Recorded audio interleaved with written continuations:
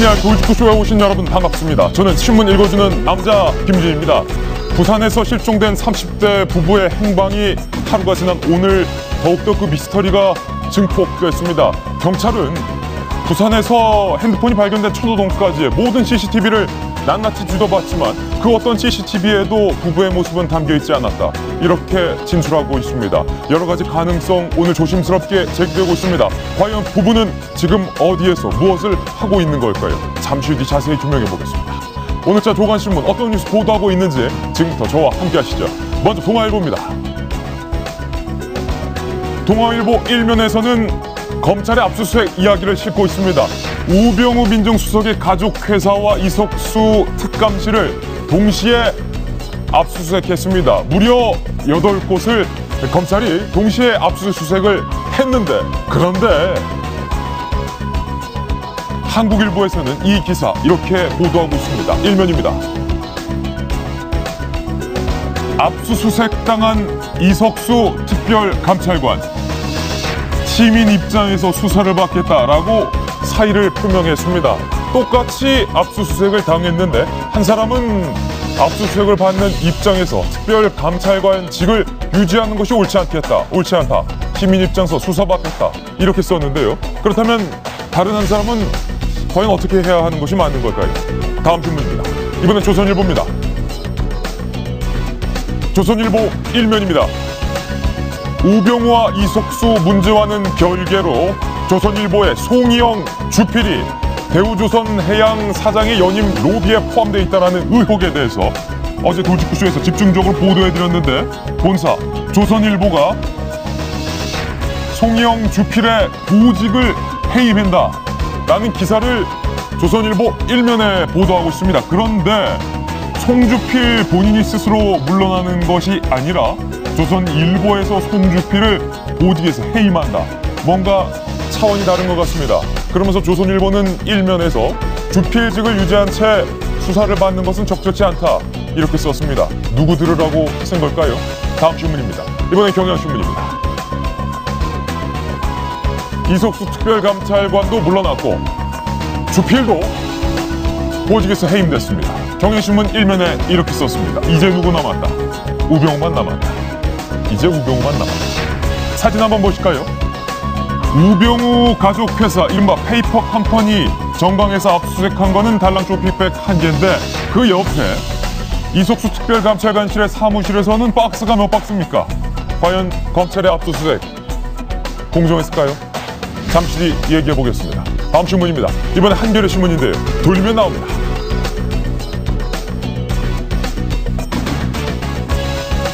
또 다른 사회 이슈 한 가지 보겠습니다. 김영란법 원안대로 확정이 됐습니다. 3, 5, 10 3만원, 5만원, 10만원 선으로 확정이 됐습니다. 식사, 선물, 경조사비 3, 5, 10 이 숫자만 잘 기억하면 될 것 같은데 자꾸 369 게임이랑 전 헷갈립니다.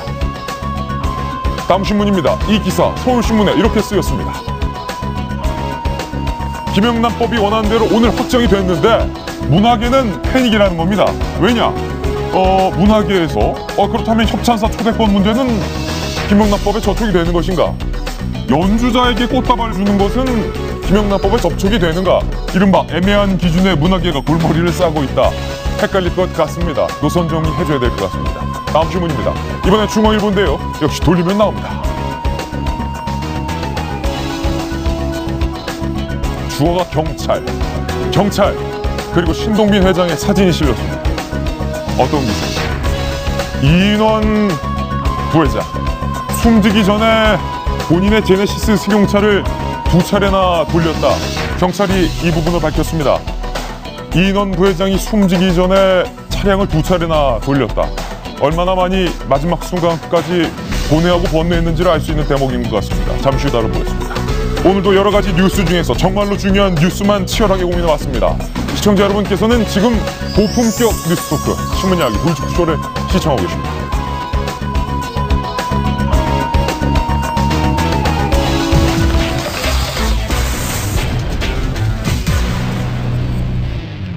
네, 저희가 준비한 첫 번째 돌직구 신문을 곧바로 공개하겠습니다. 과연 어떤 뉴스일까요? 지금 바로 만나보시죠.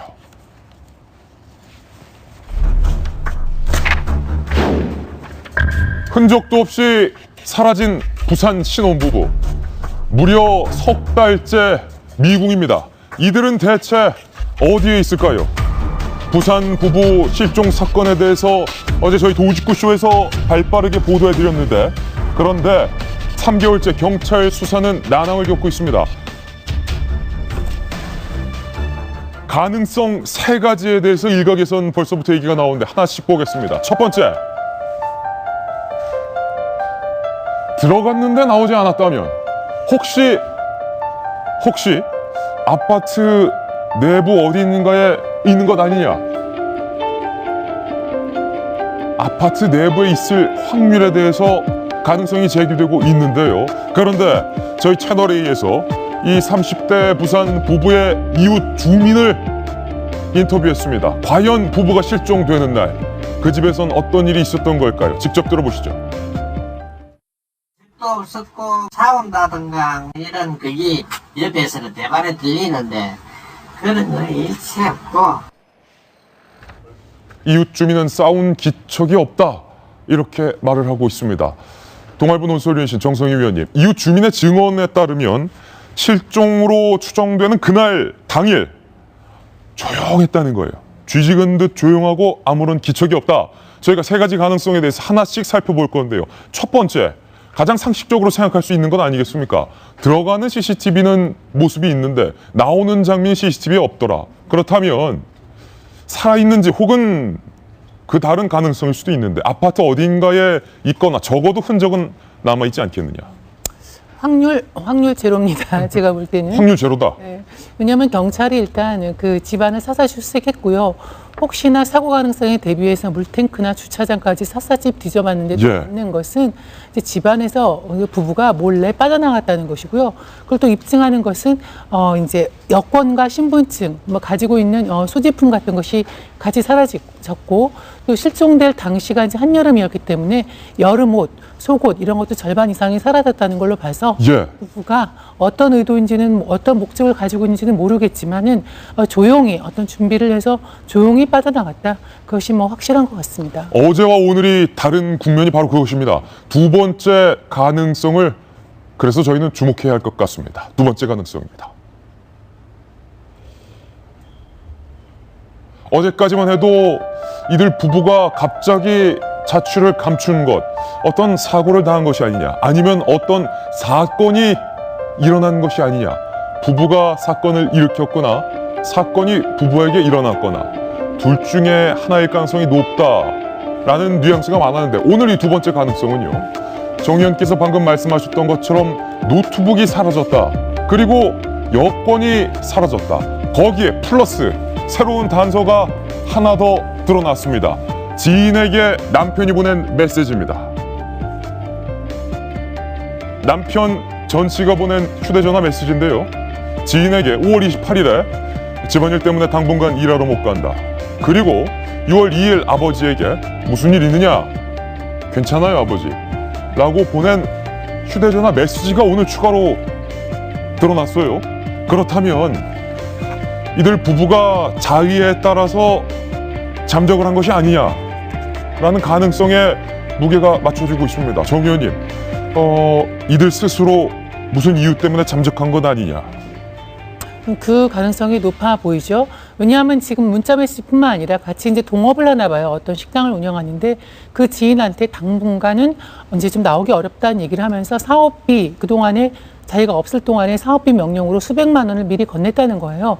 어떤 이유로 인해서 마음의 준비를 하고 그 조용히 좀 준비를 하고 있던 정황이 있고, 최소한 지금 현재 따르면 5월 28일 이후에 휴대전화가 끊긴 이후에도 보면은 6월 2일에는 휴대전화는 5월 28일에 끝났지만은 6월 2일에 다시 어떤 형태로 휴대전화를 킨 다음에 아버지한테 괜찮다는 문자가 들어와 있는데 모르겠습니다. 이것이 5월 28일 이전에 껐다가 나중에 전달해진 그 문자인지는 모르겠지만 6월 20까지는 확실하게 생존해 있었다. 이렇게 볼 때 누군가에게 납치가 됐다거나 이런 가능성보다는 스스로 잠적하거나 잠적한 이후에 어떤 사고를 당했을 가능성이 훨씬 커 보입니다. 오늘 새롭게 등장하고 있는 것이 5월 28일에 두 부부가 잠적 혹은 실종됐던 그 순간 이후 6월 2일에 남편이 아버지에게 보낸 문자 메시지가 있었다라는 단서인데요.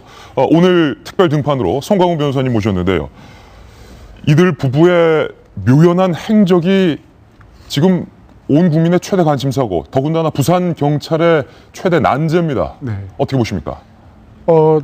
굉장히 저도 좀 특이한 케이스로 좀 받아들이는데 만약에 그 둘이 잠적했다고 하면은 지금 3달 됐잖아요.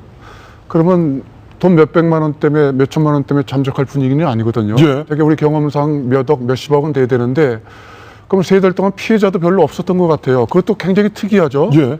그러니까 둘이 잠적했다고 하더라도 일부러 그럼 피해자가 나타나야 되는데 피해자는 없어요. 그 동업자 한 사람 뭐 있고 그리고 만약에 또 누군가 좀 굉장히 좀 치밀한 그 범죄 조직에 의해서 납치되거나 또는 뭐 공범이 있다고 하면은 예.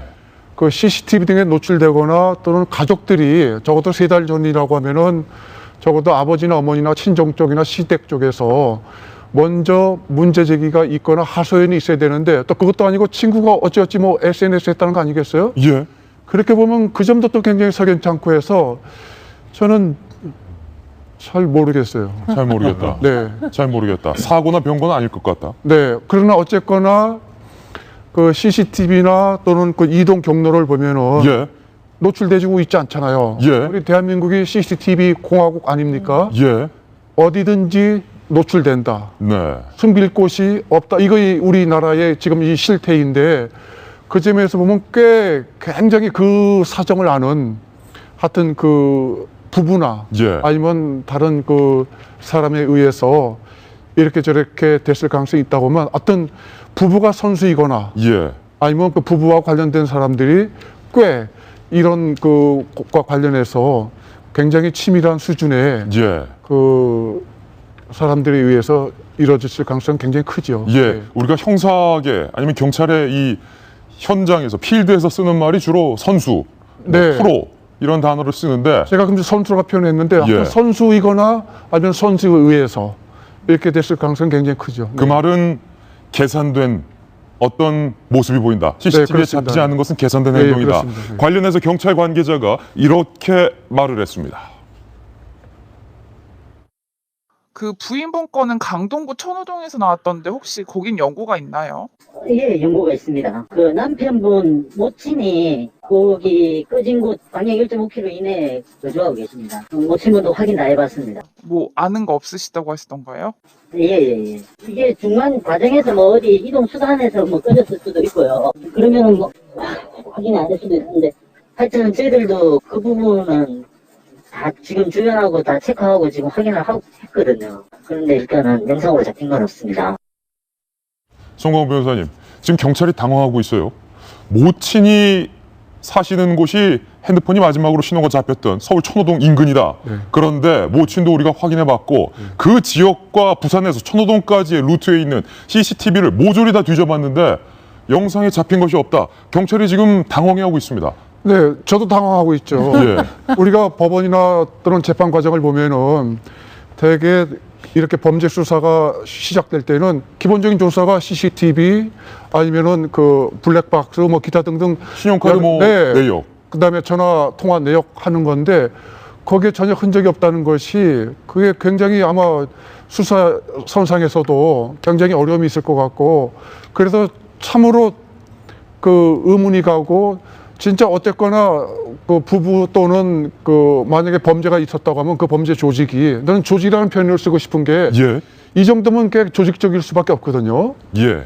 또는 그 부부가 나름대로 굉장히 좀 공부해서 잠적했다든지 그 가능성밖에 없어서 그래도 제 생각에는 적어도 이번 주까지는 이제 대대적으로 나섰기 예. 때문에 여러 가지 좀 이 범위를 좁힐 수 있는 네. 단서 정도는 나올 것 같습니다. 예. 가능성에 대해서 저희 오늘 보도해드리고 있습니다. 세 번째 가능성을 마저 공개해 보겠습니다. 전혀 다른 이야기입니다. 두 번째와 세 번째는 전혀 다른 이야기고 경찰은 저희가 보도해드리고 있는 이 모든 가능성 세 가지에 대해서 모조리 다 수사를 하고 있는 상황입니다. 세 번째입니다. 차원이 다른 얘기인데 원한 혹은 치정이라는 얘기가 일각에서 들리고도 있습니다. 경찰 관계자에 따르면 제3자의 개입 가능성, 부부 중 한 명과 이 실종 사건과의 묘연의 공범 관계일 수도 있다라는 가능성에 대해서 나오고 있는데, 이숙현 칼럼니스트, 오랜 기자 생활을 거치면서 많은 사건들 취재해 보셨을 텐데 경찰도 이 세 번째 가능성을 배제하지 않고 있어요. 제3자 얘기도 벌써부터 나오고 있고 공범이 있을 가능성도 외부에 얘기가 나오고 있고, 어떻게 보십니까? 어저께 그 정 의원님이 이제 지적해 주신 분 있죠. 그 어떤 치정이나 이런 가능성을 염두에 두고 말씀하셨고, 근데 사실은 지금 어제 보도와 오늘 보도 내용이 조금은 다릅니다. 시점하고 이런 게 조금 달라서 다소 좀 헷갈리는 부분이 있는데, 사실 이제 기사, 오늘 이제 국제신문에 나온 기사를 보니까 이 사람들의 어떤 전원이 다 꺼진, 휴대전화 전원이 꺼진 건 지난 28일이고 그 사흘 뒤에 그 아내인 최 씨의 휴대전화로 남편 전모 씨와 또 아내의 직장 동료 간 통화가 이뤄졌다. 오. 그래서 그 부분은 도대체 무엇일까? 약간 좀 여기에 대해서 전 굉장히 궁금하더라고요. 아내의 휴대폰으로 남편과 어떤 회사 동료 간의 통화가 있었다. 아내의 직장 동료 간에. 그래서 이제 저는 이제 다른 여러 가지 지금 뭐 사라진 여권, 뭐 노트북, 그리고 이제 개인 속옷도 많이 없어지고, 옷도 다 지금 다 챙겨서 이제 의도적으로 이제 뭐 여행 내지 잠정 내지 뭐 여러 가지 가능성이 물론 있지만, 사실 저는 이 부분 그 기사 내용을 보고 여전히 어떤 저 치정이나 원한에 의한 어떤 사고가 아닌지 여전히 거기에 대해서도 가능성을 좀 열어놓을 필요가 있다고 보는데요. 어쨌든 지금 그 이제 생각을 해보면 3개월이나 지났는데 왜 공개 수사를 안 하나라는 이제 궁금증이 들잖아요. 그래서 이제 경찰한테 문의를 해보니 왜 공개 수사를 안 하느냐? 그러니까 성인의 경우에는 이게 개인적인 문제일 수 있기 때문에 함부로 공개 수사를 할 수 없고, 또 가족들도 원하지 않고, 또 어떤 경우에는 왜 가정 폭력에 의해서 뭐 여성이 도망가는 경우랄까 뭐 이런 게 있잖아요. 그래서 그 피해자가 원치 않은 어떤 그 정보가 공개될 우려가 있기 때문에 그 성인들의 경우에는 공개 수사하기가 굉장히 힘들다는 게 지금까지의 경찰 입장입니다. 윤태곤 실장님, 십수년 기자 생활 하시면서 이렇게 감쪽같이 대한민국의 수많은 CCTV를 따돌린 사건은 아마 없었을 것 같은데, 경찰 쪽에서, 부산 경찰 쪽에서도 지금 다양한 가능성에 대해서 얘기를 하고 있어요. 그러니까요. 제가 여러 번 말씀드렸지만 강력 사건이 벌어지면 보통 세 가지를 보거든요. 금전, 치정, 원한. 근데 현재 뭐 입출근 내역에서는 특별한 게 발견되지 않았다. 돈 문제는 아니다. 그리고 이 두 분들이 결혼한 지 한 1년 좀 넘었다고 그러죠. 그리고 지금 현재 정황상으로는 자의로 둘이 같이 나와가지고 어느 순간까지는 또 같이 있었다는 거 아니겠습니까? 그래서 이제 뭐 검찰이 이런 부분은 또 사실은 비공개로 수사하는 경우가 있긴 있는데, 지금은 이제 치정도 뭐 특별히 드러난 게 없고, 그리고 원한도 보이지가 않으니까 이게 어려워지는 것인 것 같은데, 약간 엉뚱한 생각이 드는 게요. 요즘 뭐 사람 이제 잘 잡는다, 흔적 잘 찾기가 되게 쉽다 이런 말 많이 하지 않습니까? 근데도 휴대폰만 꺼버리면은 단절이 확 돼버리는 게 이런 데서도 이제 나타나는 거죠. 보통 휴대폰 켜져가지고 있으면 뭐 기지국 추적이라든지 이런 식으로 거의 금방 잡거든요. 근데 뭐 이분들 같은 경우 휴대폰을 꺼버리니까 단절이 된 것이고, 그리고 또 그 부분도 모도는 안 났지만 검찰이 수사하지 않았겠습니까? 카드 내역이 없을 거 아니에요. 신용카드 내역이. 그럼 현금을 한 3달 동안 쓰고 있다는 거는 요즘 세상에 쉽지가 않은 일이고, 그리고 이제 처음에 한 수백만 원 출금한 거 외에는 추가 출금이 없으니까 글쎄요, 이게 참 뭐 좋지 않을 가능성도 있긴 있겠네요. 과연 이 부부의 결론이, 이 이야기의 마지막 장이 어떻게 점철될지 경찰의 수사 내용 조금 더 주목해 보겠습니다. 이번엔 저희가 준비한 두 번째 돌직구 신문입니다.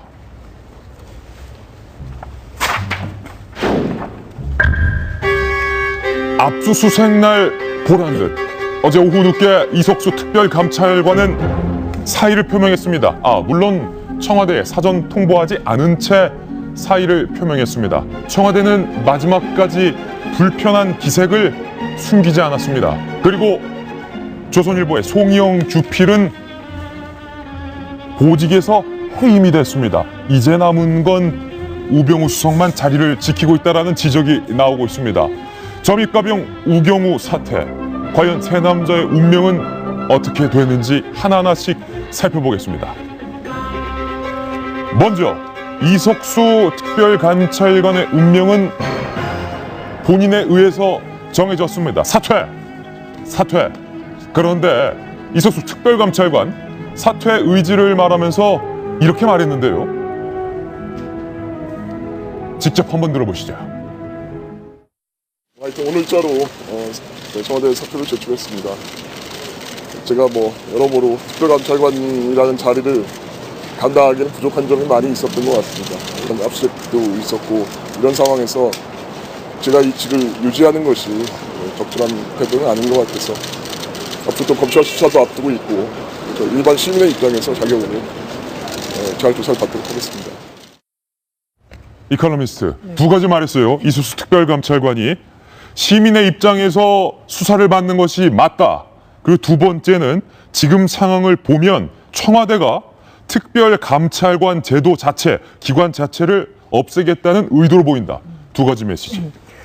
지난 23일에 이제 그 감찰관이 기자들한테 그런 얘기를 했잖아요. 예. 사퇴하실 겁니까? 물어봤더니 저요? 라고 얘기를 했잖아요. 되물었어요. 네, 되물었어요. 내 사퇴 아니 우병우 사퇴 말하는 거지. 약간 이런 예. 그 뉘앙스로 이제 일부러 재치 있게 말씀하신 것 같은데 그러면서 의혹만으로는 사퇴하지 않는다라는 것이 현 정부의 방침 아니겠는가. 그래서 나는 사퇴하지 않겠다라는 뜻을 밝혔습니다. 그게 이제 불과 23일이니까 한 일주일 전쯤이네요. 예. 그런데 이제 어제 검찰 수사가 시작되고 본격적으로 압수수색이 시작되니까 이제 사퇴를 하면서 메시지는 딱 하나인 것 같습니다. 나 그만두는데 너 계속 있을 거야? 이거잖아요, 사실은. 거기서 너는 누굽니까? 우병우 민정수석에 대해서 얘기를 하는 거죠. 예. 그러니까는 같이 사퇴를 하고 일반 시민의 입장에서 수사받는 게 이것이 사실은 모든 국민들이 생각하는 정도고 나도 냈으니 당신도 사표를 내는 게 이게 정석이다라는 메시지를 보내준 것 같아요. 지금 동아일보 기사 제목 밑에 보내드리고 있는데 동아일보도 같이 해석을 했네요.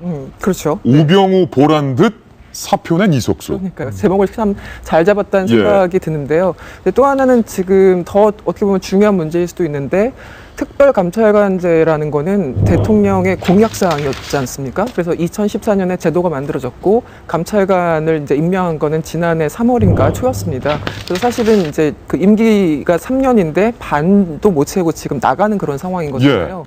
특별감찰관제 이거는 굉장히 중요한 제도이기 때문에 대선 공약으로 나왔고 바로 이러한 이유로 이제 국회에서 그 추천한 사람들 중에 대통령이 한 명을 임명하는 그런 절차까지 밟은 그런 제도인데 어렵게 만들어진 제도인데 그 자체를 지금 청와대가 오히려 자기 손으로 무력화시키는 그런 상황. 예.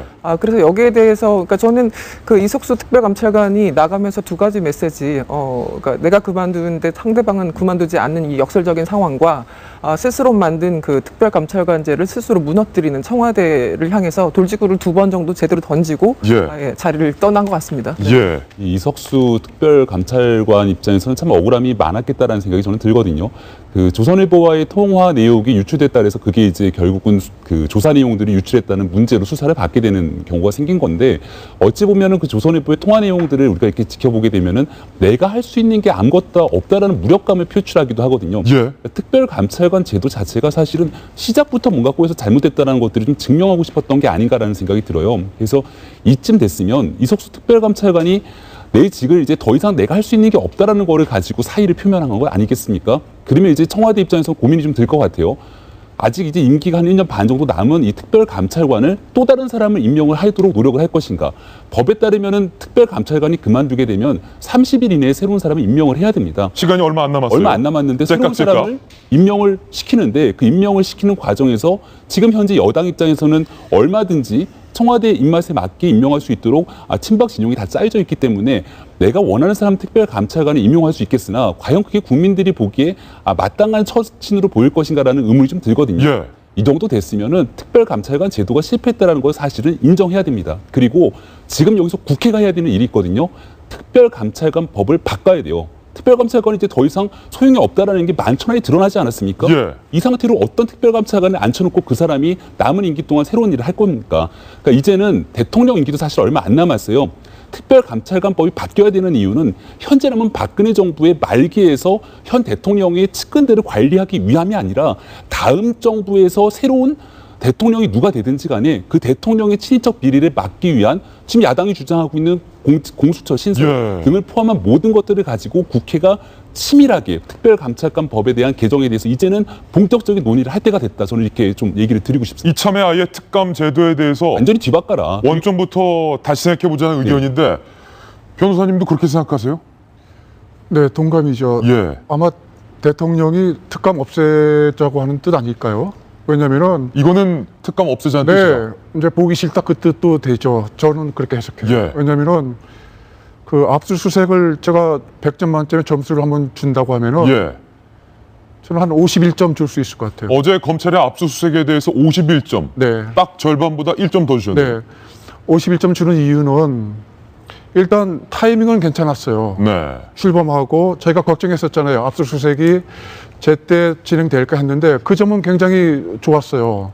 그 점은 제가 인정할 수 있을 것 같아요. 그래서 이제 51점인데 문제는 좀 여러 가지가 있어요. 사실은 첫 번째는 특감 사무실은 압수하면 안 되죠. 특별감찰관실 사무실은 압수수색하면 안 된다. 어째서요? 거기는 그 기자하고 전화 통보한 거, 그러면 전화 통화 내용만 하고, 거기는 헌법기관이거든요. 예. 국회에서 추천하고 대통령이 임명하는 진짜 특별한 기관이에요. 가능하면 하지 말라는 게 그 법률의 정신이거든요. 예. 범죄 저지를 이르지 않은 한.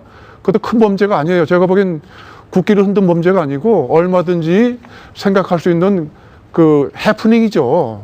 그런데 감찰관실 압수했다. 이거는 나는 방향을 잘못 찾은 것 같아요. 예. 오히려 제가 만약에 그 수사팀이었다고 하면은 우병우 수석 집도 가야 될 것 같고, 그 다음에 청와대에 전화를 해서 직접 못 간다고 하면은 우수석한테 갖고 있는 컴퓨터나 각종 기록을 임의로 제출할 수 있냐고 예. 공개적인 그 표현을 좀 해야 되지 않겠어요? 그래야 국민적인 불신이 그나마 균형 있게 수사가 진행된다고 하는 그 징표를 보여주는 건데 그런 일이 없거든요. 예. 그러니까 보면은 좋은 점수를 줄 수가 없지요. 지난번에 돌직구쇼 출연하셔서 이런 말씀하셨어요. 정말로 검찰에겐 미안하지만 대한민국 검찰 못 믿겠다. 왜냐하면 30년간 변호사 생활하시면서 누구보다 지근거리에서 검찰을 봐오셨을 테니까 어제 검찰의 압수수색 얘기 본격적으로 그럼 해보죠. 아까 제가 한겨레 신문 1면에 보도되고 있는 사진 소개해드렸는데 우병우 수석과 관련해선 이른바 페이퍼 컴퍼니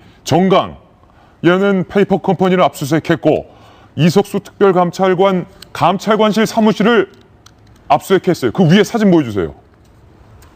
그런데 페이퍼 컴퍼니 회사에서는 쇼핑백 하나 달랑 압수수색하고 특별감찰관실에서는 몇 박스 압수수색했거든요. 저 사진이 아주 굉장히 기가 막힌 그 풍경인데 예. 저는 앞날을 예측하는 사진인 것 같아요. 무슨 얘기냐면은 어찌어찌해서 한 보름 뒤에 한 달 뒤에 결과 발표할 때 이석수 감찰관은 결과가 이만큼 나오고 예. 그다음에 우수석은 요만큼 주먹만큼 나오지 않을까요? 왜 그렇게 또 제가 의심하는 이유가 만약에 감찰팀이 처음에 출범할 때 제가 감찰총장이라고 하면은 저는 감찰관을 같이 기자회견하면서 절대 감찰관한테 나한테 어떤 형태로든지 수사 보고하지 말아라. 그리고 내년에 있을 인사상 불이익 안 주겠다. 예. 뭐 이런 정도의 약속을 검찰총장이나 법무부 장관이 적어도 국민한테 해야 됩니다. 네. 그거 안 했거든요. 오히려 그 팀장이 자기는 최선과 해보겠다고 하는데 그걸 누가 믿을까요? 저도 믿지 않고 저도 안 믿으면 일반 국민도 안 믿겠지요. 너무 검찰을 안 믿으시는 거 아닙니까? 지금까지 그랬으니까요. 지금까지 그랬다. 윤태곤 실장님. 검찰 압수수색의 형평성에 대한 지적이 오늘 나오고 있는데 그러려면 있어요. 민정수석실도 압수수색했어야 되는 거 아니냐? 이게 개수로 치면은 우수석 관련 5곳, 뭐 이석수 감찰관 관련 3개, 5대3, 5가 더 많다 이러지 않습니까? 근데 이제 5를 보면은 첫 번째 주요하게 이게 내세운 게 주 정강입니다. 근데 정강에 대해서는 우리가 따져봤듯이 정강은 시체가 없는 곳이에요. 서류로 존재하는 곳입니다. 주소지가 있는데 그 기흥시시 서울 사무실 안에 주소지만 두고 있는 거예요.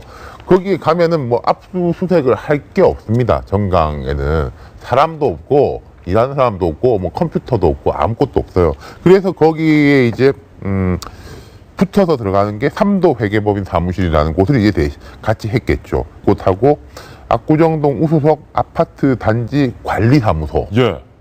관리사무소에는 무엇이 있을까요? 차량 등록에 대한 기록이 있겠죠. 아, 압구정동 우수석의 자택이 아니라 아파트 관리 사무실만 압수수색한 겁니까? 근데 여기는 제가 알기로는 이미 다 우리가 알고 있거든요. 차량 5대를 이제 등록 받은 거예요. 예. 거기서는 뭘 압수수색했는지 모르겠는데 그 다음이 이제 서울 내자동 서울경찰청 차장실, 그러니까 우수석의 아들이 근무하고 있는 그 차장실, 그리고 넥슨 코리아 사옥 이렇게 5곳이고 이석수 감찰관 관련해가지고는 휴대전화 2대, 제가 알기로는 이석수 감찰관에게 출근할 때 그 수사관이 가가지고 휴대전화 주십시오 해서 집에 도로 들어가가지고 준 걸로 알고 있고 예. 그다음 조선일보에서는 이름도 밝혔던데 이모 차장의 휴대전화 그리고 전화 통화를 했다는 그렇죠. 기자의 전화기를 휴대전화도. 가져왔고 그리고 아까 그 그림이 나왔지만은 청진동 특감 사무실 전체. 예. 그럼 이 형평성이 맞으려면은 예를 들어서 우수석의 휴대폰, 집, 사무실, 민정수석과 이제 청와대 사무실은 과거에 내곡동 특검, 사저 특검 때 압수수색 당한 전례가 있습니다. 예. 그때 특검보가 바로 이석수 감찰관이었어요. 그렇습니까? 예. 근데 이번 다른 것이고, 그리고 제가 약간 우려가 되는 것은요, 특별감찰관 사무실에서 모든 걸 다 들고 나왔습니다. 지금 특별감찰관에게 주어진 혐의는 청와대가 이제 지적한 거, 수사 기록을 유출했다라는 것 뿐인데, 다른 특감, 자료까지 다 갖추고 간 거는 경우에 따라서 별건이 나올 수도 있다. 아, 우리가 이거 보려고 본 건 아닌데, 보다 보니까 이런 사람들이 무리하게 뭐 누구를 뒤들게 하고 한 것도 나왔더라라고 하지 말라는 보장이 없는 거예요. 예. 그리고 이제 두 번째로는 이제 휴대폰. 기자 휴대폰 같은 경우에도 그러면은 기자들이 이제 휴대폰 보통 저항하는 경우도 되게 많은데 저항하는 게 뭐 기자는 법에 이제 저쪽 처벌 대상이 아니라서가 아니라 나의 이제 취재원 및 그 건에 대한 게 아니라 보통 이게 휴대폰에 대해서 압수수색 영장을 받으면은 다 들여다보거든요. 예. 이석수 감찰관도 이제 휴대폰 2개를 갖고 간 걸로 아는데 다 들여다보니까 거기서도 제가 아까 말씀드린 별건 이 수사될 수 있는 이제 근거가 마련된 거죠. 이 사건을 입체적으로 보기 위해서 저희가 세 남자의 운명이라는 출연물을 만들었는데 첫 번째 운명은 본인의 사퇴 결정이 됐습니다. 그러면 두 번째 운명은 어떻게 됐을까요? 바로 조선일보 송영주 PD인데요. 오늘 조선일보 1면에서는 본지의 주필을 보직에서 해임한다라는 기사가 일면에 보도되고 있습니다. 조선일보 1면에서 본지 기자를 보직에서 해임한다라는 기사는 아마 처음 보지 않나라는 생각이 드는데 이수경 칼럼니스트. 네. 이게 어제 오후만 해도 송주필 본인이 주필직에서 스스로 물러나겠다. 사의 표명 정도였는데 오늘 아침에 다소 뉘앙스가 바뀌었습니다. 그렇습니다. 해임. 네, 일단 이게 일면에 나왔죠. 네, 일면에 이 기사가 나온 것 같은데요. 어제 대우조선해양 그리고 김진태 의원이 저렇게 이제 얘기를 했기 때문에 송주필이 더 이상 버틸 수는 없을 것이다라는 얘기가 나왔고 뭐 아니나 다를까 주필직에서 이제 사임 의사를 스스로 이제 밝힌 겁니다. 여기에 따라서 이제 조선일보도 어느 정도 조치가 이제 필요했을 텐데 여기에 대해서 이제 보직해임을 하겠다라는 이제 입장을 정리하고 오늘 저렇게 일면에 기사까지 실는 굉장히 좀 이례적인 그런 상황이죠. 그런데 이 조선일보에서 밝힌 그 이유가 참 재밌습니다. 네. 이 의혹이 불거진 상태에서는 해당 의혹이 해소되기까지 그 직을 수행할 수 없다는 회사의 방침에 따라서 그의 사의를 받아들이겠다. 예. 이 얘기는 사실은 우병우 수석한테 하고 싶은 얘기잖아요. 이것도 우병우 수석 들으라고 하는 거다. 그렇죠. 왜냐하면 의혹이 해소되지 않은 상황에서 임무를 수행하는 건 누가 봐도 비정상적인 건데 예. 그래서 본인들도 무려 주필을 해임까지 하는 보직 해임까지 하는 상황인데 사실은 지금 정치권에서 나오는 새누리당에서도 나오는 얘기가 그거 아니겠습니까? 우수석이 지금 여러 가지 의혹을 받고 있으면 최소한 자르지 못해도 직무 정지라도 시켜야 되는 건데 아무런 조치를 하고 있지 않은 것에 대해서 비판이 상당하잖아요. 여권 내에서도. 그러니까 사실은 조선일보가 굳이 이 워딩을 밝힌 거는 다시 한 번 또 청와대를 향해서 어떤 메시지를 던지려고 했던 것은 아닌가라는 생각이 드네요. 그렇군요. 정성희 위원님. 그렇죠. 이제 처음 있는 일인데요. 사실 어저께도 얘기했지만 이게 부적절한 처신이었기 때문에 어떤 식으로든 이제 조치가 이제 있어야 할 걸로 예상이 됐는데 바로 사의를 표명했습니다. 사의를 표명했는데 회사가 내린 조치는 사의를 수용하는 것이 아니라 일단 주필직에서 이제 보직해임. 우리 공무원 얘기를 하면은 이제 직위해제 비슷하게 해서 이제 평기자 신문으로 있는 겁니다. 언론사 주필 간부에게 있어서 보직해임이다라는 절차, 결정은 어떤 의미가 있습니까? 그건 사실 사형 선고죠. 사형 선고다. 송영 연재 주필이 송영 칼럼이라고 해서 이제 2주에 한 번씩 쓰고 있었는데 사실 이번 주에 나와야 되는데 안 나왔어요. 그러니까 예고된 칼럼이 안 나왔을 때 이미 어느 정도 신상에 이제 변화가 있는 것이 아닌가 했는데 이제 그 칼럼을 쓰지 않는다, 자기 목소리를 내지 않는다는 것은 이제 기자로서의 역할을 하지 않는다는 것이기 때문에 어느 정도 예고가 됐는데 오늘 어저께는 이제 보직해서 편 기자 신분으로 이 사태를 좀 수습을 하라라는 메시지를 보낸 것 같고요. 예. 주필이라 그러면 이제 모든 기자의 꿈입니다. 그러니까 이제 오너가 있는 회사에서는 기자가 할 수 있는 최종 이제 그 자리가 이제 주필이죠. 주필 위에는 없습니다. 기자로서는. 그러니까 경영진으로 전환해서 어떤 뭐 사장이 되기 전에는 그런데 이제 그 명예로운 자리를 이렇게 헤매했다는 건 본인으로서는 이미 처벌을 받을 만큼 받은 불명예라고 할 수 있고요. 오늘도 보니까 신문에 보니까 제가 유심히 보니까 이렇게 각 신문에 회사를 알리는 그런 알림판이 있는데요. 예, 좀 더 들어주시죠, 이렇게. 보면은 오늘 어제만 해도 이렇게 송희영 주필이 있었는데 오늘 주필이 있었는데 오늘 이름에는 주필이 빠지고 주필 편집인의 어제자에는 송희영이 있었어요. 오늘은 논설 주간으로 이제 대체된 걸 볼 수 있습니다. 그러니까 신문의 이제 주필이라는 자리는 사설 컬럼, 그 신문의 논조, 그 전체적인 의견 전체에 대해서 책임을 지는 자리입니다. 편집국과 논설실을 포함해가지고 거기에서 이제 손을 뗐다 하는 걸 할 수 있고요. 그러니까 이것이 주는 메시지는 이거는 그 송희영 주필의 이 부도덕한 처신에 대해서는 그 자체 조사를 하되 우리도 이렇게 한다. 아까 뭐 이석수 감찰관도 똑같지만은 도대체 그 민정수석은 어떻게 이런 상황에서 하물며 이런 상황에서 어떻게 그 자리에 있으면서 그 조사를 받을 수 있겠느냐 하는 메시지를 뭐 강력하게 정부에 보내는 것이라고 해석할 수 있겠습니다. 이석수 특별감찰관 사퇴, 조선일보 송희영 주필 해임. 그렇다면 이 사건에 남은 한 사람, 우병우 민정수석의 운명은 과연 어떻게 될 것인지 저희로서는 궁금하지 않을 수 없습니다. 우병우 민정수석, 사퇴도 해임도 하지 않고 있는 그런 상황인데요. 오늘 동아일보 사설에서는 이 우병우 수석에 대해서 그리고 어제 김진태 의원의 송희영 주필 의혹 제기에 대해서 음모 정치의 그림자가 드리워졌다.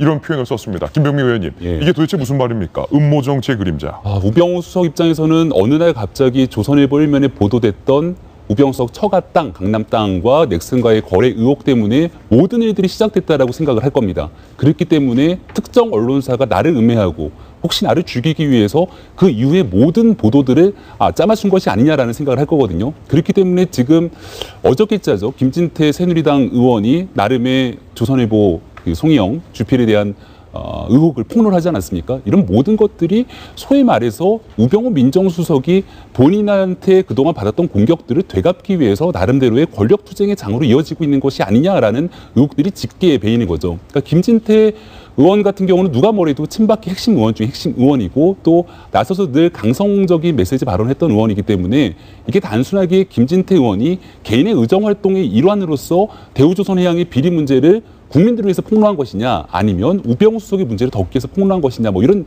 여러 가지 얘기들이 나올 수밖에 없거든요. 그래서 드는 생각은 결국 국민들이 바라보는 관점은 딱 하나입니다. 두 권력 집단 간의 혈투가 시작됐구나.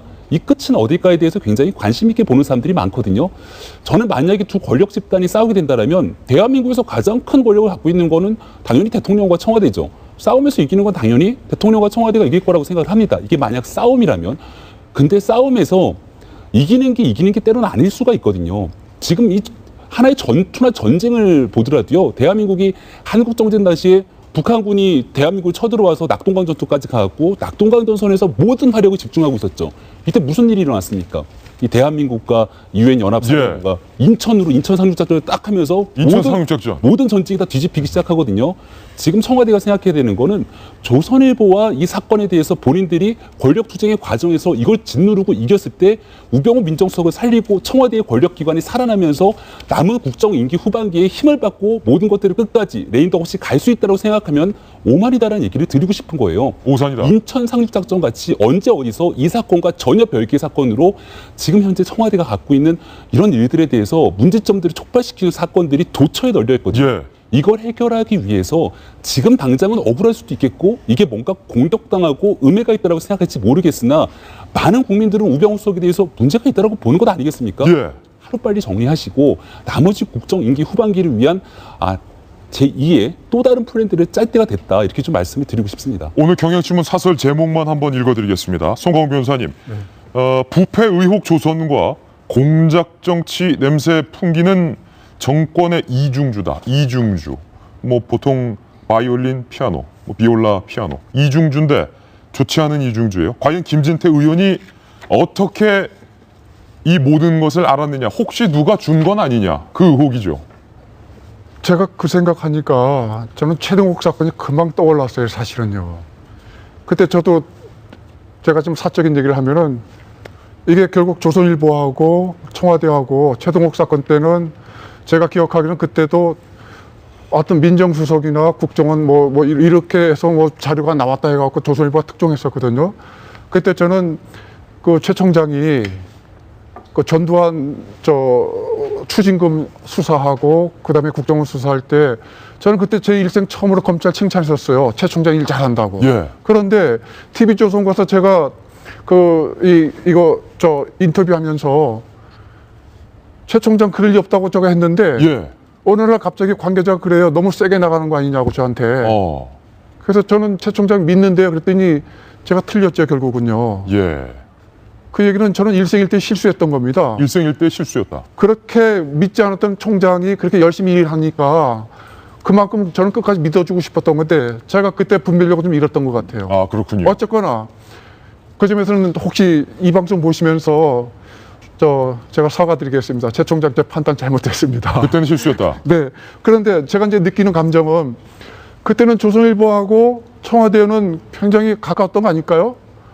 근데 어느 순간에 부패 기득권 세력하면서 전쟁 벌이고 있어요. 예. 사람 사이 관계도 그렇지만 권력 관계도 이렇게 참 무상하구나. 아, 이렇게 한순간에 뒤집어지는구나.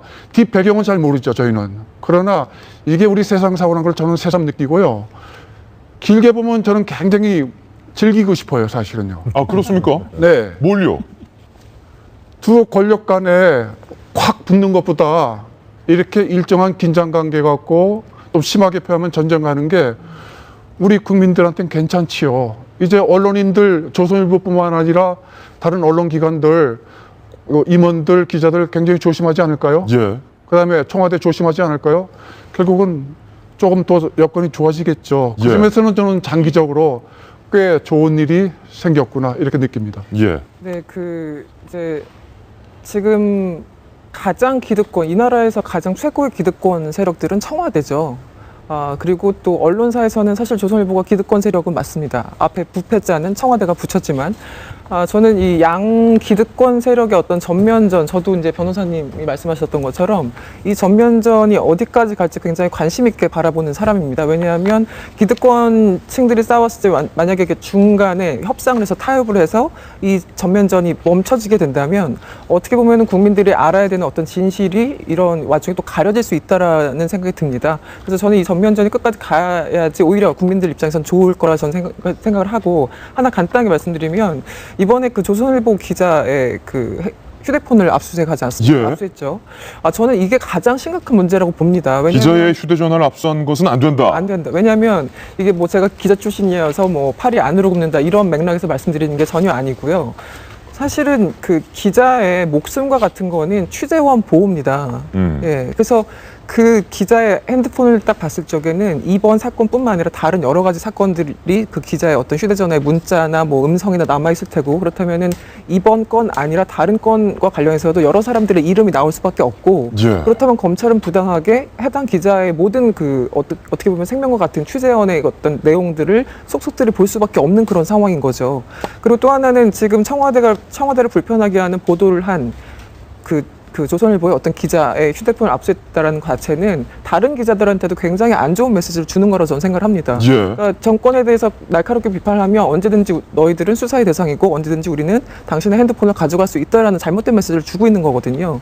그러니까 청와대 입장에서는 한마디로 재갈을 물리는 그런 시도라고 저는 생각을 하는데, 저는 이 부분은 조금 좀 문제로 지적돼야 되지 않을까라는 생각이 듭니다. 그 점은 네. 제가 잠깐 코멘트하면 예. 수사기법상 저는 압수수색은 만약에 한다고 하면 그게 이제 정당한지 뭐 부정당한지 하는 변론으로 하고 다른 말이고, 만약에 수사를 한다고 하면 압수수색은 불가피해요. 그러나 지금 말씀하신 것처럼 검찰 입장에서는 취사 선택해야겠죠.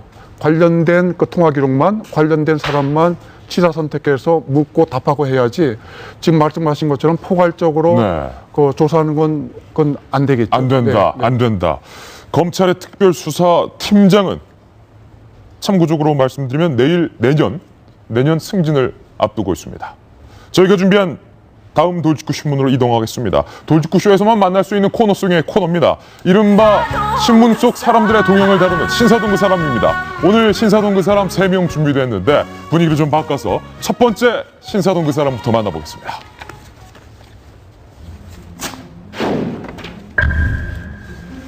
고 이인원 부회장 스스로 목숨을 끊기 전에 고민했던 흔적이 오늘 새롭게 등장을 했습니다. 그가 속한 대기업 그룹의 어떤 부도덕적인 문제는 문제대로 검찰이 수사를 하겠다고 밝혔고 이인원 부회장의 안타까운 사연이 뒤늦게 공개가 됐습니다. 이것은 별개인데 경찰이 오늘 새롭게 밝힌 점은 이인원 부회장이 양평에서 스스로 목숨을 끊기 전에 2차례나 본인의 자동차를 돌렸다. 유턴을 2번이나 했다라는 내용을 밝혔습니다. 그래서 저희가 마지막 장소인 양평의 지도를 한번 준비해 봤는데요.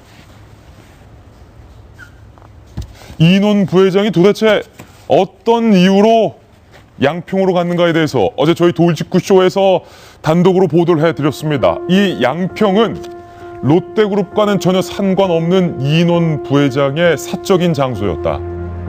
바로 10년째 병수바로 하고 있었던 몸이 아픈 아내와 주말마다 그리고 일주일에 2번씩 회사 직원들 모르게 양평에 드라이브를 해서 아내의 침도 닦아주고 아내의 기분을 전환시켜줬던 그 아내와의 추억이 담긴 마지막 장소였다. 이런 얘기 보도해드렸는데 오늘 경찰에 따르면요. 용산구 자택에서 25일 오후 9시께 외출을 했던 이인원 부회장 제네시스 승용차를 타고 일단은 양평에 도착을 했습니다. 약 45km 50분 거리입니다. 그런데 양평의 마지막 장소였던 한 식당 주차장에 도착을 했어요. 도착을 해서 이인원 부회장이 1시간가량 차 안에서 내리지 않고 주차장 차 속에 머물러 있었다. 경찰이 이렇게 밝혔습니다. 과연 그 차 속에서 1시간 동안 이인원 부회장은 무슨 생각을 했을까요? 그런데 차에서 내리지 않은 채 이인원 부회장은 차를 돌려서 양평에서 서울 쪽으로 한 차례 차량의 방향을 돌립니다. 그랬다가 다시 차량을 돌려서 양평으로 돌아오고 또 다시 양평에서 고민하던 이 부회장은 차량을 돌려서 서울 쪽으로 차량을 움직였다 다시 양평으로 돌아오기를 2차례 반복을 합니다. 경찰 수사과장은 이렇게 말했는데요. 경찰 수사과장의 내용 직접 들어보시죠. 이 부회장이 주차장 도착 후 1시간가량 머문 뒤 다시 차로 서울 방면으로 향하다 식당으로 다시 돌아오는 등 서종문에서 차를 몰고 나갔다 되돌아오기를 2번 반복했다. 경찰 관계자는 이렇게 말했습니다. 오전 3시 30분쯤 식당 앞에 주차한 뒤 더 이상 차를 운전하지 않았다. 이렇게 밝혔고요. 경찰 관계자입니다. 이 같은 행적을 볼 때 이 부회장이 극단적 선택을 앞두고 많이 고민했던 것으로 추정해 볼 수 있다. 윤태곤 실장님, 무엇 때문에 이인원 부회장이 차를 2차례나 돌렸을까? 무엇 때문에 고민을 했을까? 아내 때문 아니었을까요? 그랬겠죠. 본인이 이제 자기의 목숨을 스스로 끊는다는 건 제일 가장 본질적인 결단이지 않습니까? 그거하고 내가 이렇게 가면은 내 아내는, 요즘 또 이제 부모 자식이 아무리 가까운 사이라고 해도 그게 다르지 않습니까? 남편, 뭐 아내가 이제 서로 배우자를 돌보는 것하고 자식이 돌보는 것하고 그런 부분에 대한 이제 복합적인 고민이 정말 깊었을 것 같고, 제가 조금 지적하고 싶은 게요. 중앙일보 권석천 칼럼에서 유사하게 썼던데, 저는 이 한국 남성들의 조직인의 자살에 대해서 좀 이야기를 하고 싶은 게요. 한국 남성들의 조직인의 자살. 예. 이 이인원 부회장은 뭐 물론 사람이 이제 돌아가시면 다 좋은 말을 하게 마련입니다만은 대체적으로 나오는 이야기가 교우 관계도 좋았고 훌륭한 신앙인이었고 아내에게는 지극정성이었고 회사에서도 이제 깔끔한 처신으로 됐다는 분 아닙니까? 그럼 이분이 이제 유서를 보면은 롯데는 죄가 없고 뭐 신동민 회장도 죄가 없다. 근데 왜 그 검찰에 가서 이야기를 그게 진실이라면 하실 생각을 안 하고 스스로 목숨을 끊었을까?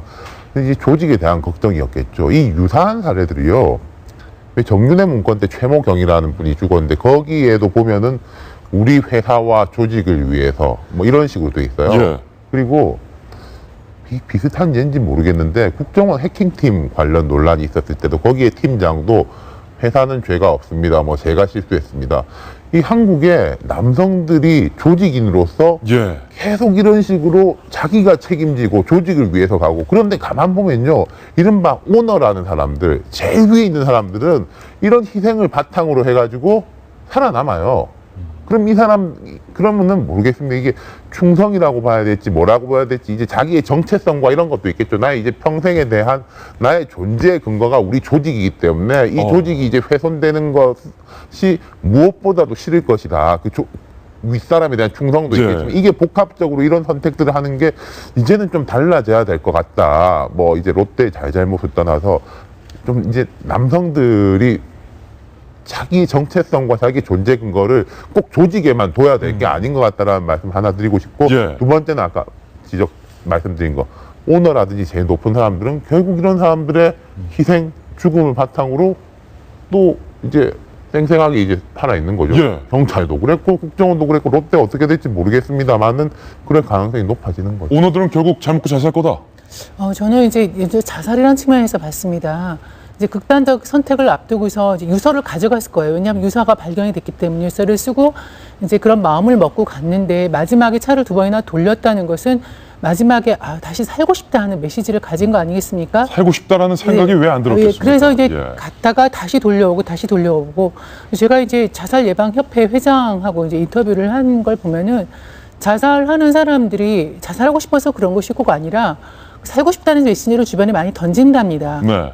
그러니까 우리가 이렇게 똑똑하고 주변 사람들이 관심을 가지고 있다면 그런 걸 다 포착해낼 수 있다는 거. 여러 번의 사인을 준답니다. 뭐 이렇게 투신해서 하는 어떤 왕따 뭐 학생이라든가 뭐 어떤 여성 뭐 우울증 환자라든가 분명히 주변에 생존에 있을 때는 여러 가지 살고 싶다, 나를 도와달라라는 메시지를 보내는데 주변 사람들이 이제 무관심하고 잘 몰라서 그거를 이제 놓치고 그래서 이제 나중에 자살 부검이라는 걸 하지 않습니까? 도대체 어떤 생존에 어떤 요청을 보냈나 하는 거에 대해서 이제 나중에 파악을 하게 되는 건데 주변에 있는 사람들 이렇게 뭐 회사 생활을 하셨으니까 주변에 이제 비서진도 있었을 것이고 주변에 이제 가족들 이제 부인 같은 경우는 아프다 보니까 이제 다른 어떤 가족이나 이런 부분에 대해서 분명히 어떤 생활이나 어떤 생각의 변화를 포착할 수 있었을 텐데 그걸 이제 포착하지 못한 것이 굉장히 아쉽죠. 예컨대 뭐 지금 이 10시 반에 집을 떠나서 주차장에 3시 반까지 있으면서 고민을 했는데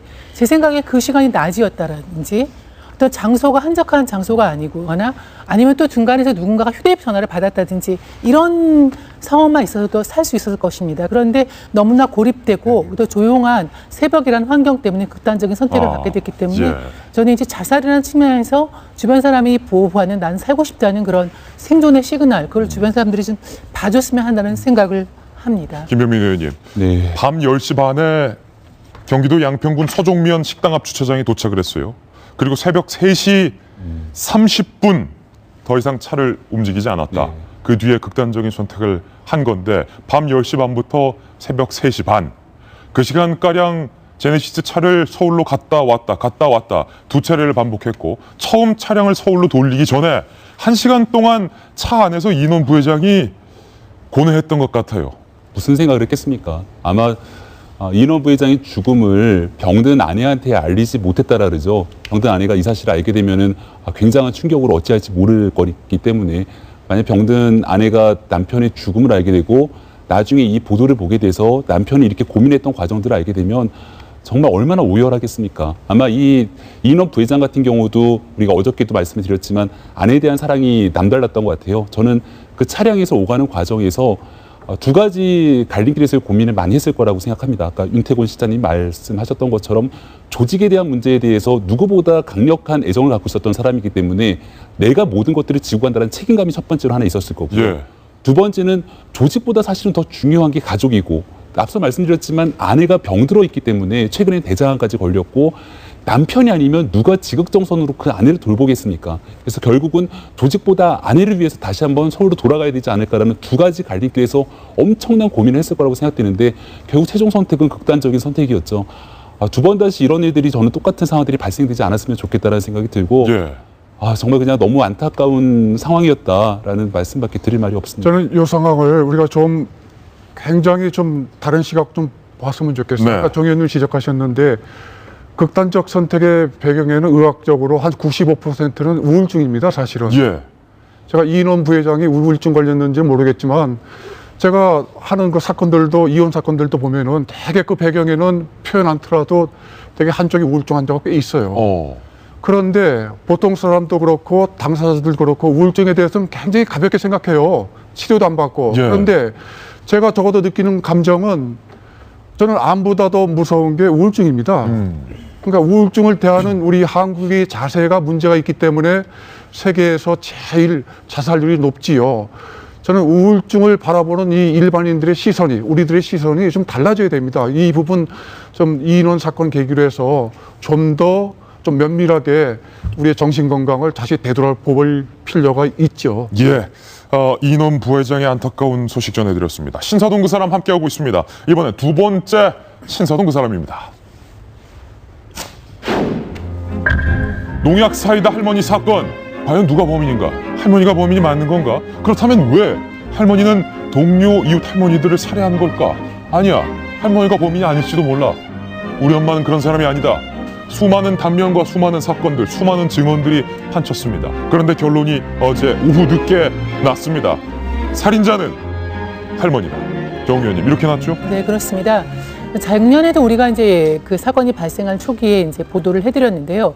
농약 할머니의 사건, 이제 상주에서 할머니들이 이제 고스톱을 치다가 이제 하는 친한 할머니들이었는데 이제 그 중에서 6명이 냉장고, 마을회관 냉장고에 들어있는 사이다를 마시고 2명이 사망을 했고 2명이 중태에 빠졌는데요. 끔찍한 사건이었어요. 예. 근데 한 명의 할머니가 이제 범인으로 몰렸죠. 왜냐하면 그 할머니 같은 경우는 그 사이다를 마시지 않았습니다. 사이다를 마시지 않은 유일한 할머니. 그리고 그 농약 성분과 같은 살충제 성분이 이 할머니 집에서 발견이 됐고요. 농약 메소밀이 할머니의 집에서 발견이 됐다. 그 농약 성분이 할머니가 입었던 옷에서 발견이 됐습니다. 예.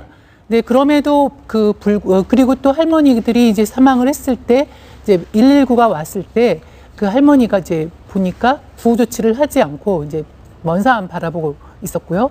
그러니까 이런 모든 수상한 정황 때문에 이제 할머니가 바로 이제 체포가 됐는데 이제 가족들이 뭐 엄청나게 반대를 했죠.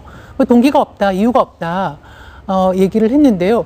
지금 나오고 있지만 저는 이제 저 화면을 보고서 저 할머니가 범인일 것이라고 거의 이제 단정적으로 얘기를 했는데 예. 거기 저 화면은 119 구급대가 도착했을 때 119 구급대 차량에 찍힌 이제 블랙박스에 찍힌 이제 사진이 이었는데요. 예. 저 할머니가 저기 나와서 할머니들은 방 안에 쓰러져 있는데 나와서 먼 산을 바라보고 있는데 제가 알기로 심리적으로 어떤 사안이나 자기 자신의 어떤 연루된 죄책감이 있으면 사람은 본능적으로 그 반대 방향을 보게 돼 있습니다. 예. 그 상황을 보고서 할머니가 이제 범인의 가능성이 높다고 했는데요. 뭐 경찰 조사로도 그렇게 나왔고 또 여기는 이제 가족들이 국민 참여 재판을 신청을 했는데 만장일치로 참여 재판 배심원 모두가 그 유죄로 판결을 했고요. 예. 1심, 2심이 똑같고 어저께 대법원에서 확정 판결을 받았습니다. 예. 우리 엄마는 그런 사람이 아니다. 가족들은 극렬히 반대했습니다. 믿기 싫었겠죠? 그렇죠. 이게 좀 노인 범죄 이 측면에서 좀 바라봐야 될 게요. 얼마 전에 어딥니까? 소록도에서도 그 치정 관계로 해가지고 뭐 2명을 이렇게 살해하는 사건이 벌어졌지 않습니까? 이게 오히려 도시 같으면은 갈등의 해소폭이 넓은데 뭐 다른 사람도 만나고 이렇게 만나는데 이분들 같은 경우엔 평생 뭐 수십 년간 이렇게 모여서 살았을 거 아닙니까? 그러면 여기에서 한번 갈등이 깊어지기 시작하면은 걷잡을 수 없고 해소될 수 있는 대상이 없기 때문에 오히려 이런 좀 상상 외의 잔인한 범죄로 이어질 가능성이 높은 것이죠. 그러니까 이거는 아까 송 변호사님 말씀하신 조금 뭐 정신건강의 차원이라든지 사회적 갈등의 해소 차원에서 좀 지속적으로 사회가 관심을 기울여야 될 것 같아요. 이 할머니 한 분이 이상한 분이다 이런 식으로 넘어갈 일은 아닌 것 같습니다. 예. 김병민 전 의원님. 예. 그럼에도 불구하고 아직까지 해소되지 않는 의문은 그렇다면 모든 정황적인 증거 혹은 몇 가지 직접적인 증거는 이 할머니를 향하고 있는데 이 할머니는 왜 어제까지 그렇게 친하게 지냈던 동료, 이웃, 친구를 그렇게 잔인하게 살해한 것일까? 뭐 고스톱 치는 과정 속에서 뭔가 문제점이 있었을 수도 있는 거고 사실 저도 뭐 정확한 동기는 잘 모르겠습니다. 그렇기 때문에 아마 가족들 입장에서는 우리 엄마가 그렇지 않을 거다라고 얘기를 하고 있겠죠. 하지만 모든 정황상 사실상 이 할머니가 저지른 것들이 거의 혐의가 확실해 보이고 또 1심은 국민참여재판으로 이루어진 재판이거든요. 그 국민참여재판에서 배심원들 전원이 유죄 판결을 내렸다라는 것들은 이게 쉽지가 않은 결정이기 때문에 여기에 대해서는 뭐 의심의 여지가 없어 보이고 일단 형이 확정된 부분인데 이게 만약에 83세의 할머니가 저지른 범죄가 아니라요. 예를 들어서 40세의 건장한 남성이 저지른 범죄라고 한번 생각을 바꿔본다라면 얼마나 끔찍하고 잔인한 범죄겠습니까? 그래서 이게 불과 나이가 많은 분이 저지른 범죄라 그래서 여기에 대해 연민의 정을 갖고선 좀 봐줘야 된다라는 분위기 저는 이건 전혀 아니라고 보고요. 여기에 대해서 엄격한 처벌이 반드시 뒤따르고 이런 사건이 모방범죄가 또 뒤따른 모방범죄들이 일어난 건들이 굉장히 많이 있거든요. 농약을 활용한 범죄들이 두 번 다시 이런 일이 일어나지 않기 위한 행정적 조치들이 반드시 필요하다고 보여집니다. 제가 한 가지만 첨언을 하자면요. 이제 나이 들면 인지 기능이 떨어지지 않습니까? 인지 기능이 완전히 떨어진 것이 치매고요. 그런데 인지 기능이 떨어지면은 그 도덕적인 판단도 장애가 올 수 있습니다. 왜냐하면 이제 인지 기능을 관장하는 것이 이제 가장 인간적인 뇌라고 하는 전두엽 부분인데 그 부분이 파괴가 되면은 이 사안이 정말 도덕적으로 옳은 일인가 그른 일인가에 대한 판단이 떨어지기 때문에 노인 범죄에 대해서 우리가 주목해야 되는 것은 아마 이 할머니도 뭐 예를 들어서 뭐 고스톱 뭐 얼마짜리에 뭐 마음이 상했다. 그건 이제 모르는 일이죠. 왜냐하면 그 할머니 자체가 노령이기 때문에 정확한 동기를 밝혀낼 수가 없습니다만 노인 범죄는 인지 기능이 파괴돼서 이 도덕적으로 잘 판단이 안 되기 때문에 더 무서울 수 있다. 예컨대 이 할머니는 농약에 사이다 넣는 걸 아주 가벼운 기분으로 했을 수 있습니다. 예컨대 정말 사망에 이르기까지는 생각을 못했을 수도 있어요. 그리고 또 살짝만 넣게서 혼내주겠다고 했는데 뭐 분량이나 그 농도를 좀 심하게 했을 수도 있고 이런 것이 이제 노인이 가질 수 있는 범죄에 가지고 있는 좀 치명적인 부분이기 때문에 이런 것들을 우리가 좀 유심히 파악하고 또 대비할 필요도 있겠습니다. 이승현 칼럼니스트, 무기징역이 확정이 됐습니다. 1심도 할머니가 봅니다. 그리고 1심에 불복해서 항소를 했어요, 할머니가. 그런데 2심도 같은 판결. 결국에 대법원이 무기징역을 선고했으면 이제 할머니의 남은 여생은 감옥에서 지내게 되는 건가요? 그렇죠. 이제 83세라서 나중에 어떻게 이게 뭐 보석 이런 것도 좀 힘들 것 같아요. 이제 살인이기도 하고 이게 굉장히 힘들고 어쨌든 지금 연세가 83세잖아요. 상당히 이제 오래 그러니까 남은 여생은 거의 다 이제 그 고립된 곳에서 지내셔야 되는데 일단 저도 아까 정 의원님 말씀하신 거에 좀 동감을 하는데 정말 살인까지 목적으로 했을까? 저는 그거는 참 아닐 수도 있다는 생각이 듭니다. 왜냐하면 변호하려고 하는 건 아니고 이게 소위 말하는 골탕 먹여주기 정도만 생각을 하고 저런 일을 저질렀을 수도 있다라는 가능성도 여전히 좀 남아 있다고 보고요.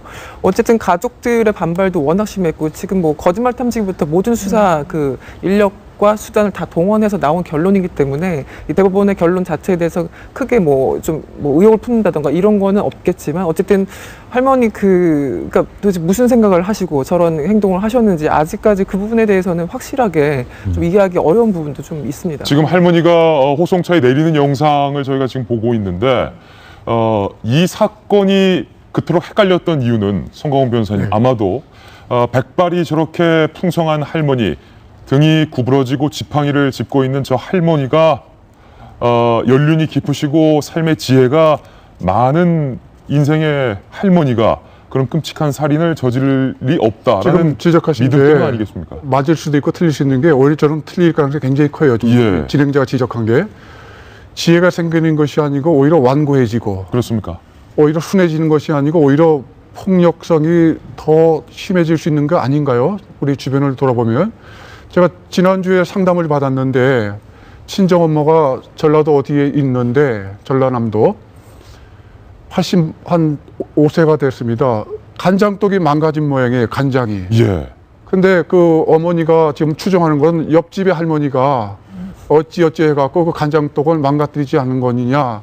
이렇게 해서 지금 그 가족들이 지금 추적 조사를 하고 있다고 합니다. 그러니까 이 얘기는 뒤집어 얘기하면은 이렇게 조그마한 환경 속에서 얼마든지 사소한 분쟁 갖고 예. 또 쌓여 있는 감정 갖고 또 고스톱에서 돈 잃으면 얼마든지 그게 쌓이면 폭발할 수 있는 것이 예측할 수 없는 세대일 수도 있죠. 예. 지혜 있는 세대일 수도 있지만 예측할 수 없는 세대인 것이 우리가 이제 장차 이제 노인이 되면 그 세대가 됩니다. 그렇군요. 신사동 그 사람 함께 오고 있습니다. 이번엔 세 번째 그 사람입니다. 공원의 나무를 뽑아서 본인의 정원을 꾸민 회장님 벌금 내면 될 거 아니냐 이런 반응을 보였다는데 김병주 전 의원님 이게 어떤 얘기예요? 공원의 나무를 한 그룹 뽑은 게 아니네요. 사람들이 인식하기에는 공원이라 그러니까 공공부지에 소유된 공원의 나무를 뽑았다라고 인지할 수 있는데요. 그게 아니라 본인이 소유한 땅입니다. 예. 본인이 소유한 땅이지만 이 도시계획상 용도가 공원으로 지정돼 있는 곳이거든요. 근데 그런 곳이면은 아무리 내 땅이라 할지라도 나무를 마음대로 훼손할 수가 없습니다. 이 나무를 훼손하고 정리하기 위해선 지자체장이 허가를 받아야 되거든요. 예. 허가를 받지 않고 내 땅에 있는 나무인데 뭐 어때 그러면서 100몇 그루를 뽑았죠. 113그룹. 예. 그리고 나서 지금 현재 구속돼 있는 상태입니다. 아, 구속까지 됐어요? 그러니까 재판에 가기 전에 구속 기소된 상태인데 그러니까 이 사람도 굉장히 당혹스러운 거죠. 내 땅에 있는 나무를 뽑았는데 나를 구속해? 라고 해서 굉장히 화가 나 있는 상태였던 것 같은데 재판 결과가 나왔어요. 1심 재판 결과가 나왔는데 결국은 징역 2년에 집행유예 3년이 나왔습니다. 예, 그러니까 풀려나겠군요. 나겠지만 그래도 형은 징역 2년인 거죠. 그리고 벌금 300만 원을 선고받았는데 여기서 이제 인지할 수 있는 부분들은 아무리 내 땅이라 할지라도 건드릴 수 없는 부분이 있다. 예. 이 나무라는 부분은 지금 올해가 우리가 극단적인 폭염에 시달렸잖아요. 이 기후변화에 대해서 이런 측면에서 나무가 갖고 있는 존재는 굉장히 중요하거든요. 미세먼지 때문에 여름에 늘 고통받잖아요. 예. 이것들을 다 보호해 줄 수 있는 게 이런 나무들이거든요. 또 이 건설사 회장이 보유하고 있는 땅이 어딘고 하니 2011년도에 우면산 산사태가 꽝 하고 벌어졌던 거 기억하실 텐데 여러 갈래로 산사태가 이루어졌는데 그 바로 인근에 위치한 곳입니다. 근데 우면산 산사태가 무너져 갖고 수천억 원의 돈이 정부 돈이 투자돼서 그 산에 다 메꾸고 복구하잖아요. 그럼 우면산은 과연 정부의 땅이냐? 대다수가 민간인 소유의 땅이에요. 예. 그러니까 산이 무너졌을 때 정부의 돈을 투자해서 산에 다시 복구를 하기 시작하죠. 그렇다면 내 소유에 있는 공원이고 나무라 할지라도 이게 사실은 얼마든지 공공재로서의 역할을 할 수 있기 때문에 마음대로 훼손해서는 절대 안 된다. 여기에 대한 교훈을 분명히 주는 사건이기 때문에 예. 내 산에 있는 내 나무인데 내가 훼손하면 어때라고 생각하시는 분들 잘못하면 구속됩니다. 구속된다. 근데 이 회장님이 별명이 모델 하우스 왕. 그러니까 이 회장이 예. 죄질이 나쁘다고 생각하는 건요. 이 법을 잘 알고 있는 사람이다. 몰라서 그런 사람이면 이제 좀 이해가 되잖아요. 내 땅인데 내 마음대로 못해 이렇게 사람들이 생각할 수 있잖아요. 근데 이분은 저렇게 그렇게 생각할 수 있는 자리에 있지 않습니다. 건설회사 회장님이시고요. 이분이 가지고 있는 땅들이 각 회사에서 이제 집을 지을 때 뭐 본보기 집을 짓지 않습니까? 모델하우스를 지을 수 있는 그 요지에 있는 땅 이런 것을 100군데 이상을 가지고 있어서 전국의 모델하우스 부지 100여 개를 소유했다. 교통도 좋은 데 있어요. 예, 그러니까 예. 이제 땅을 보는 눈이 있으신 거죠. 그러다 보니까 저렇게 모델하우스를 지어서 또 짓고 나서 이제 없애고 그러지 않습니까? 보통 아파트보다 실제 건설된 아파트보다 모델하우스가 더 좋지 않습니까? 다 그렇게 하죠. 가서 살았다 이렇게 되는데 예. 그런 땅을 가지고 계신 분이기 때문에 이제 내 땅에 얹히는 게 어떠냐 이렇게 얘기를 하면서 벌금 좀 내면 어떻지? 뭐 그러면 되지? 그러면서 일부러 알고려 그랬다는 그런 겁니다. 구청에 예. 급박한 우면산 산사태 위험이 있다. 허위 민원을 낸 뒤에 민원을 받은 구청 직원이 산사태를 막기 위한 작업을 하는 틈을 타서 본인이 마치 정비 작업을 돕는 것처럼 장비와 인부를 보내서 113그루 나무를 뽑아버렸다. 그렇죠. 그러니까 이제 아직 법원 판단이 잘한 거죠. 설마 벌금도 돈도 많으신 분일 테니까 벌금만 좀 내면 되지 하는데 이게 구속이 될 줄은 몰랐을 겁니다. 예. 지금 물론 이제 형은 이제 집행유예로 나왔지만 그런 처벌이 내려진 거니까 아주 경종을 울린 것 같은 잘된 판결이고요. 이 건이 있으니까 생각이 나는데 사실 자기 땅 마음대로 건드렸다가 그 시장직을 날린 사람도 있습니다. 누굽니까? 그 김상철 시장이라고요. 예. 이제 우리가 역대 가장 짧은 재직 기간 8일의 시장인데 재직 기간 8일. 우리 동아일보가 특종을 해서 제가 정확하게 기억이 나는데요. 예. 본인 땅입니다. 그린벨트였는데 본인 땅이고 그린벨트니까 이제 어차피 있는 땅에 대해서 조금 정리를 한 다음에 잔디밭 깔았습니다. 잔디를 좀 빨아서 있는 건데 그것이 서울시장이 그린벨트를 훼손했다는 걸로 당시에는 청문회가 있기 전인데 여론의 질타에 사실 8일 만에 물러나서 이제 최단명 서울시장의 그 타이틀을 운명을 써게 됐는데요. 그 다시 한번 말씀드리지만 자기 땅이라고 해도 나무나 풀 함부로 뽑을 수는 없습니다. 예, 저는 땅이 뭐 없어가지고 뭐 별로 주의할 필요는 없겠습니다만 혹시 딱 많으신 분들은 참고하시기 바랍니다. 이번엔 저희가 준비한 다음 돌직구 신문입니다. 오늘 저희 돌직구 신문의 사이드 톱 기사 한번 뜯어보겠습니다. 국내 정치권 얘기입니다. 대선이 가까우고 있어서 정치권의 합종 연횡이 판을 치고 있습니다. 야당은, 특히 더불어민주당은 친문 체제가 굳건해졌고 문재인 전 대표가 이제 대선 후보로 선출될 것은 확실시돼 보입니다. 그리고 여당은 국민 여러분께서 잘 아시다시피 친박 체제가 더욱더 공고히 됐습니다. 친박과 친문의 틈바구니 속에서 이른바 제3지대가 뜨고 있는데 오늘 중앙일보 만평은 이런 명작을 패러디한 만평을 그렸습니다. 이른바 이삭줍기는 이삭줍기인데 제3지대 이삭줍기. 손학규 전 고문 하산 중이다. 기자들에게 이렇게 말했는데 제가 작년 가을에 가서 뵀으니까 강진에서 그때부터 지금까지 계속 하산 중이신 건데 그리고 김종인 대표도 친문 체제를 비판했습니다. 손학규 전 지사, 김종인 전 대표 함께 이삭줍기 하고 있습니다. 아주 명작 그림을. 그런데 그 옆에서 안철수 전 대표가 바라보고 있는 모습인데 어제 친문 치박 양쪽에서 제3지대 그 별거 아니다. 폄하 발언 나왔어요. 있어요. 예를 들어가지고 이런 비판적으로 보는 시각들이 많지 않습니까? 결국 친박과 친문의 대결이 되는 거 아니냐. 이러면 뭐 흥행도 잘 안 되고 정치 발전도 안 된다는 게 여야 내부에서 다 나오는 이야기인데 막상 친박과 친문은 왜? 그게 왜? 우리가 제일 세다. 뭐 이렇게 해가지고 하는 거지 않습니까?